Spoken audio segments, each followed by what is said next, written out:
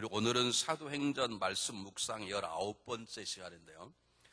원래 계획은 4장 1절부터 우리가 마지막 절까지 37절까지 제가 하기로 준비를 돼 있었는데 우리가 10월 달에 나누며 사는 아름다운 세상이라는 한 달로 놓고 우리 사회사업부 여러 가지를 하기 때문에 저에게 다음 주에 우리가 이렇게 함께 더불어 살아가는 아름다운 세상에 대한 설교를 목사님 좀 해주시면 어떠냐 그래서 마지막 부분을 따로 남겨서 다음 주에 하겠습니다. 오늘은 승리하는 교회라는 제목을 놓고 하나님께서 이 초대교회 세워진 이 교회를 통해 어떻게 역사하시고 세상 속에서 어떻게 하나님의 교회를 이루어 나가시는지를 여러분에게 소개하겠습니다. 이것이 중요한 이유는 하나님의 교회가 누구냐면 하나님 교회가 저와 여러분이시기 때문에 있습니다. 하나님께서 예루살렘 교회를 다루시는 얘기는 곧 지금도 살아있는 우리들을 다루시는 하나님의 방법이고 손길이기 때문에 2000년 하나님 교회를 하나님 어떻게 세우셨고 그 교회를 통해 하나님께서 어떻게 세상을 치료하시고 세상을 변화시켰는가를 우리가 보고 배우고 우리의 삶 속에 적용한다면 이것은 곧 우리의 승리뿐만 아니라 하나님의 영광이 되는 방법입니다. 그래서 오늘 주시는 말씀 여러분 잘 들으시고 그냥 마음속에 성경적인 지식만을 두는 것이 아니라 여러분 삶 속에 적용하셔서 초대교회 때 경험된 놀라운 역사들이 여러분 삶 속에 다시 우리 교회하는 경험될 수 있도록 이 말씀을 붙잡으시고 말씀과 더불어 살아가는 한 주간 되시기를 주님의 이름으로 축복해 드립니다. 베드로가 안진뱅이에게 예수 그리스도의 이름으로 그를 이렇게 세우는 놀라운 기적을 하나님께서 행하시자 세상이 발칵 뒤집혀 버리게 되었습니다. 그 안진뱅이가 그냥 일어나서 걷고 뛰고 집으로 돌아갔다면 뭐 큰일 안 날 텐데 그 안진뱅이가 일어나 걷고 뛰면서 한 번도 들어가 보지 못한 성전에 들어가서 많은 사람 앞에서 그 행한 모든 것이 하나님 것임을 뜻하고 하나님께 영광을 돌림으로 문제가 일어나게 되었습니다. 그를 기억했던 사람들에게 베드로는 그를 일으킨 분이 바로 너희들이 죽였던 예수 그리스도이고 주님이 죽자 하나님 그를 다시 살리셨고 그 다시 살아난 그분을 믿는 그 예수의 이름이 이를 온전히 고쳤다고 복음을 증거하면서 그 시대의 종교적인 지도자와 부닥치게 되었습니다. 하나님은 베드로를 통해서 기적을 행하시고 그 기적을 통해서 믿는 자의 사람 수를 수천 명씩 불러 모으신 다음에 하나님 이 땅에 교회를 세우셨습니다. 그리고 그 교회를 통해서 세상을 지금 움직여 나갈 수 있는데 어떻게 행하시는 것인지 오늘 성경 말씀을 통해 우리가 함께 배우도록 하겠습니다. 여러분 성경을 다시 한번 보시면 좋겠습니다. 자, 1절부터 한번 읽어보겠습니다. 사도들이 백성에게 말할 때 제사장들과 성전 맡은 자와 사두개인들이 이르러 백성을 가르침과 예수를 들어 죽은 자 가운데서 부활하는 도전함을 싫어하여 저희를 잡음에 날이 이미 저문고리 틈날까지 가두었으나 말씀을 들은 사람 중 믿는 자가 많으니 남자 수가 약 5천이나 되었더라 그랬습니다. 이 5천이나 되는 수가 사도행전 2장에 나오는 3,000명의 소가 포함되는 어쩐지 그건 잘 모르겠습니다. 근데 지금도 그걸 연구하시는 분이 계십니다. 5,000명 어느 5,000명인가? 할 일 없는 신학자들이 하는 일입니다. 오늘 5,000명 어떤 5,000명 한 5,000명 모인 것이 언제 모이는가 중요하지 않지 않습니까? 중요한 것은 베드로가 안진뱅이가 일어나는 것이 예수 이름으로 일어나는 걸 증거하고 그 예수가 바로 너희들이 죽였던 그 사람이라고 말하고 그가 하나님의 능력을 다시 한번 부활한 우리의 주님이라고 고백하는 복음을 증거하자 사람들이 더 많이 모여들어서 처음으로 5,000명이 모인 건지 지난번 3,000 합표 모이는 건 모르지만 남자만 5,000명이 모이는 교회가 생긴 것입니다. 근데 더 놀라운 것은 똑같은 복음을 들었는데 성전을 지키는 자와 제사장들과 사두개인들은 그걸 듣기를 싫어하고 오히려 그렇게 많은 사람들을 방해하도록 옥에다 잡아 가두었다는 것입니다. 이거 굉장히 중요한 사건입니다. 똑같은 사건을 놓고 한 사람이 동일하게 말씀을 증거 어떤 사람은 그것이 믿어지고 은혜가 되어 하나님 앞에 나온 사람이 있는가 하면 똑같은 복음을 듣고도 똑같은 이름을 듣고도 똑같은 사건을 보고도 믿지 못하고 인정하지 못하고 오히려 반대의 칼을 가는 사람이 세상에 있다는 것입니다. 이것은 우리가 쉽게 얘기할 수 없는 하늘나라의 비밀이요 복음 전파의 비밀입니다. 여러분 생각나십니까? 오래전에 우리 교회가 한 400명 정도 모였을 때 한국에서 한 부흥 강사님이 오셨습니다. 아주 키가 조그만하고 그런 분이 생각나시나요? 그분이 예전에 연세대학교 응원 단장하신 분이세요. 보통 분이 아니시죠. 연세대 응원 단장은 대단한 분인데 아주 작은 고추처럼 몇 개 생긴 분이신데 그분이 딱 강대 올라와 첫마디 이러면 생각나시면 전 지금도 그 생각이 잊어버리지 않았습니다. 나는 왜 예수 그리스도가 믿어지는데 내 옆집 동양 내 딸은 예수 그리스도 안 믿어지는 것일까? 그분이 그렇게 얘기를 했어요.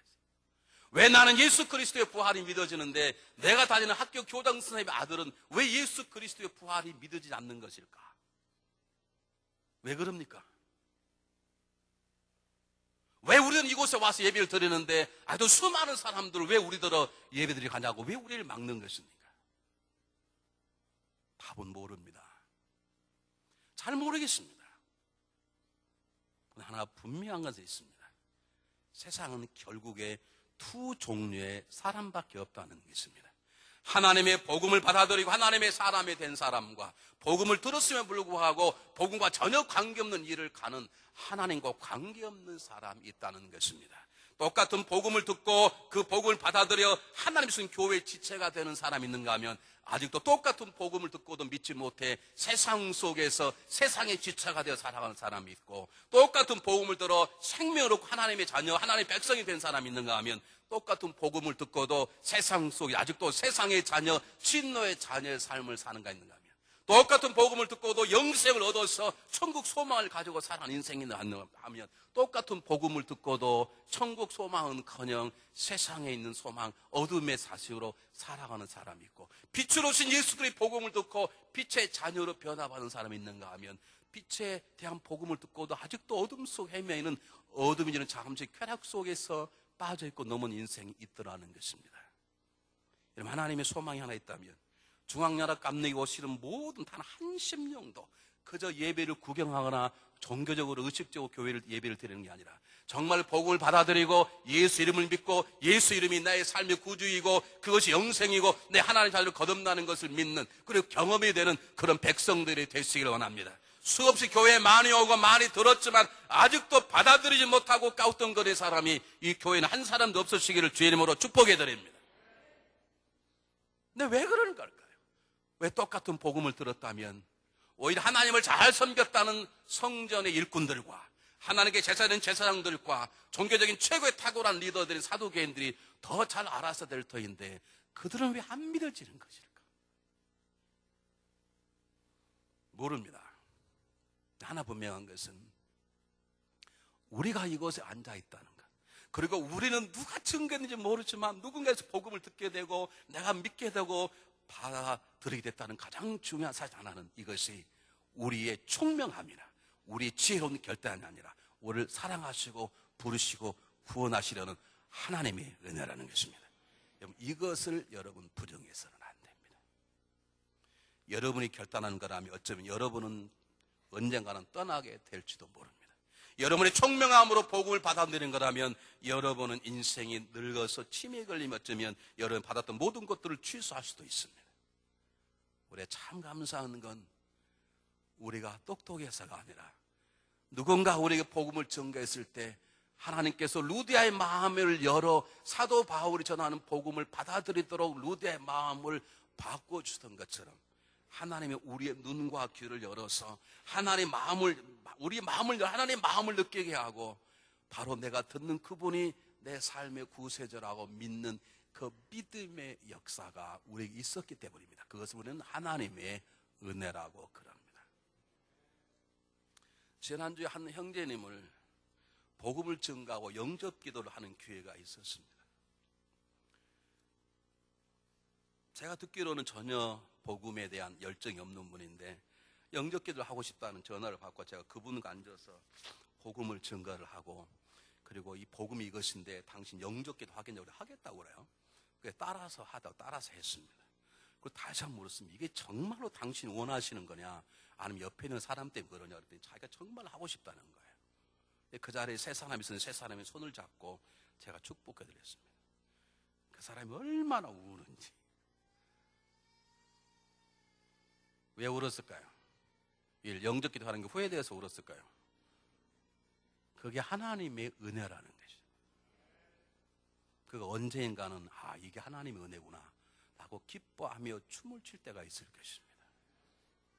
사랑하는 여러분 이곳에 와서 오늘 이 시간에 예배드릴 수 있다는 것은 내가 결단을 잘하고 하는 것도 있을 수 있겠지만 중요한 건 나를 부르시고 세우시고 내 마음의 문을 열어 하나님의 부르심에 순종하도록 하나님의 은혜됨을 믿으시고 그분에게 평생 감사하시는 여러분 되시기를 주님으로 축복해 드립니다. 두 번째는 적대자의 모습을 우리가 기억하셔야 합니다. 예수님께서 마태복음 12장 30절에 귀신을 내쫓으면서 말씀하시기를 나와 함께 하지 않은 자는 나를 반대하는 자고 나처럼 사람을 불러 모으지 않은 자는 해치는 자니라. 그렇게 말씀을 하셨어요. 주님과 함께하지 않는 자는 결국에 주님을 반대하는 자고 주님으로 사람을 불러 모으는 자가 아니면 결국 막 사람들 세상으로 흩트는 자와 동일하다. 그렇게 말씀하셨는데 지금 그 사건이 벌어지고 있는 것입니다. 성전의 이 담당자와 제사장들과 사두개인들은 정확히 말하면 거의 다 사두개인들입니다. 그 사두개인들이 그 당시 최고의 권위와 권력을 가지고 이스라엘 종교를 움직이고 있었는데 그들에게 문제가 생긴 것입니다. 그들은 믿음은 있어 하나님을 믿는 믿음이 있었지만 그들은 철두철미하게 현실주의적인 종교주의